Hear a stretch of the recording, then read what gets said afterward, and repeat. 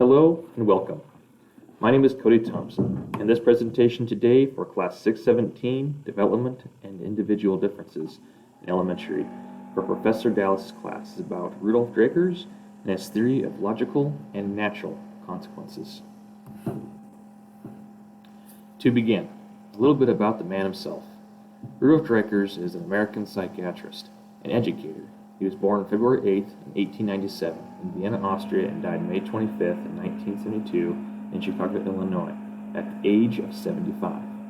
Dreikurs developed Alfred Adler's system into a method that explains the purpose to stimulate cooperative behavior without using punishment or reward. Leading up to the theory of logical and natural consequences, Dreikurs suggested that human misbehavior is a result from not having one's basic needs met. As a result, they resort to four mistaken goals: attention, power, revenge, and avoidance of failure.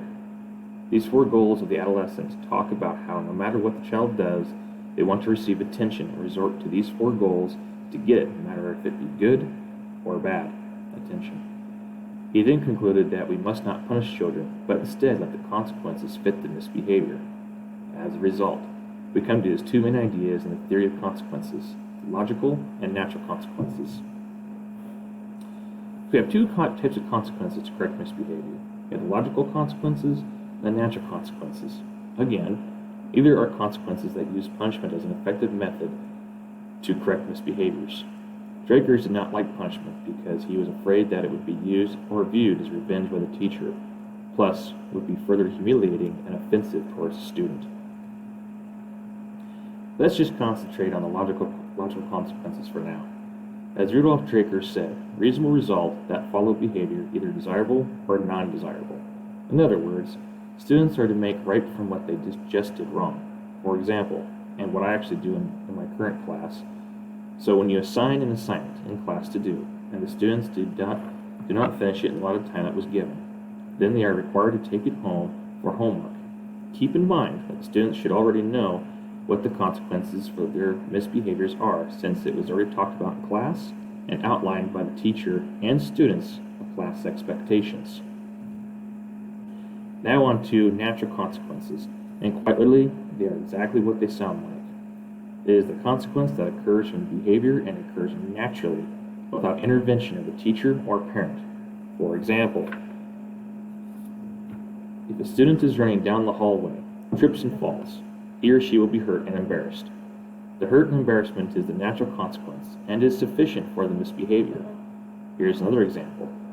A student leaning back in his chair and falls backwards. The hurt and embarrassment is once again the natural consequence and is enough to correct the misbehavior, or at least help it. Let's do some practice now for applying this in our classrooms. Let's say a student wants to go on the class field trip, but the expectation for everyone is that you must reach a reading goal, and the students set for themselves. That student is not allowed to go because he did not reach the goal, and thus must stay behind to finish the goal to get the completed grade. Is this going to be a natural or a logical consequence? If you said logical, then you would be right. Let's do another, shall we? Say a student is on the playground and is running around during winter. It is cold, and the student did not bring a jacket. As a result, the student will get cold, shiver, and may remember next time to bring warm clothing. Is this going to be a natural consequence or a logical one? If you said natural, then you would be right. So when applying this to your classroom, remember, yes, it can work. Just be sure that you are always consistent logical consequences, that the consequences fit the mistake. Your class, like a family, should have shared together class expectations and the resulting consequences. Never make threat towards your students. Simply be firm in tone, yet friendly, reminding them of the choice and consequences that could follow. This makes them accountable for their own actions. Whenever ever speaking to a student or students, be sure to always stay in the present and future. Never talk about the past. Does anybody have any questions? Thank you.